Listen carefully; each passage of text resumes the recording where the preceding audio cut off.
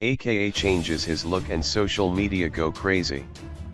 Out of all the stunts aka has pulled throughout his rap career, this is the most unexpected.